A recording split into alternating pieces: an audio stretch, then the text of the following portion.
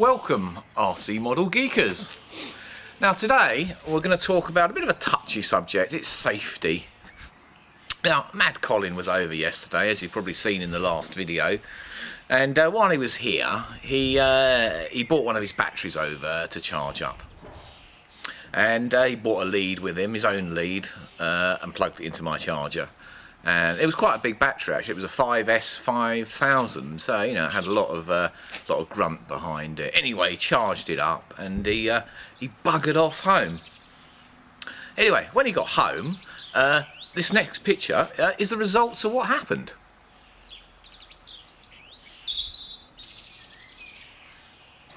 Now, as you can see, half that plug's missing because. Yeah, because it was embedded in Colin's hand after it arced. Yes. So we'll now go over to Colin for the full story. Okay. Right. So, Mad Colin. Hi guys. Hope you're having a nice day. Better day than I did last night. A better day than you had yesterday. Yeah. Well, it was all right, wasn't it, in the beginning? Yeah. Until you left here, really. Yeah. Yeah. So basically, That's when you lost all common sense, wasn't it? I just had a moment, and it's these sort of things that happens, guys, that really brings home how lethal these batteries can be and how dangerous they are, and the amount of respect you have to treat them. Well, because now you've gone up to bigger size planes with Yeah. batteries that have got more power in them. Yeah. You know, you've got to be careful, haven't you? Yeah, of course you have, You know, you're yeah. playing with real man stuff now, Yeah. not these little toy things. No, that's right. If it had been like a little 2S battery, it would have been nothing, you know. So basically, as Rob said, this is the charge lead. Normally, this is attached to my charger at home. The battery connectors are like that, and of course they're safe because there's no way they can touch. But because I brought it round as one entity, plugged it into Rob's charger, charged up, unplugged it, and it was still connected to the battery, and these leads were just floating around. So basically, I picked the battery up, bearing in mind these are still connected, wrapped it around like that, and that's basically how I transported it. Don't do it, guys, really. It got away with being put down in Rob's kitchen. I picked up on top of his recycle bin, transported it to the car, put it on the passenger seat, and they still weren't touching it. It's only when I got home, I picked the battery up from the passenger seat and I had it in this hand like that, and as you can see, I still got away without them touching. So I walked into my kitchen and my lovely daughter was presenting me with a rather nice fry-up plate of food, which I was probably through me because I just love food, and all I did was basically went like that to take the plate, and that's when the two connectors touched, and bearing in mind they're solid brass, and it just went.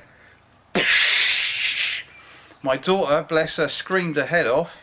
That set her baby off, and then we had the dog barking all at the same time, and while my hand was basically being fried, I dropped the whole thing on the floor, battery.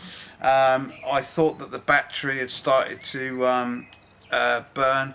As you can see, I don't know if the camera can see there, where the terminals shorted there, luckily, and that was in my hand. It's the heat shrink on the outside of that. Yeah. Very, very lucky. Very lucky. So I can still use this battery. I'm going to put a new piece of plastic around here, and as you can see, it hasn't actually undermined the. Very lucky, because if that had started going, I mean, That would have been a big mess in your kitchen. it would have It done. would have been more than a fry-up, wouldn't it? Yeah, more than a fry-up.